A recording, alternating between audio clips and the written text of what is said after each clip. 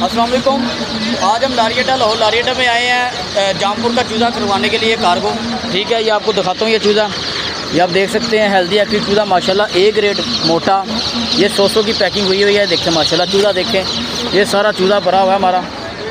ये अभी जामपुर की गाड़ी में रखवा के हम कार्गो करवा देंगे। पूरे पाकिस्तान में कार्गो की सूरत अवेलेबल है। शराजी पोल्ट्री सर्विस।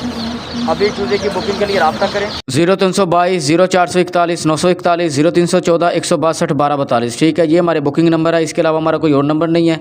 ये गाड़ी है जिसमें हमने चूज़ा रखवा दिया है। सीटें करवा के ये जामपुर सुबह 5 बजे गाड़ी पहुंच जाएगी। हमारे लोकेशन जो है हमारा बुकिंग ऑफिस लाहौर शादरा में है। इसके अलावा अगर आप पोल्ट्री फार्मिंग बिज़नेस समझना चाहते हैं, सीखना चाहते हैं या कोई रहनुमाई लेना चाहते हैं फार्मिंग के वाले से, आप हमसे रब्ता कर सकते हैं।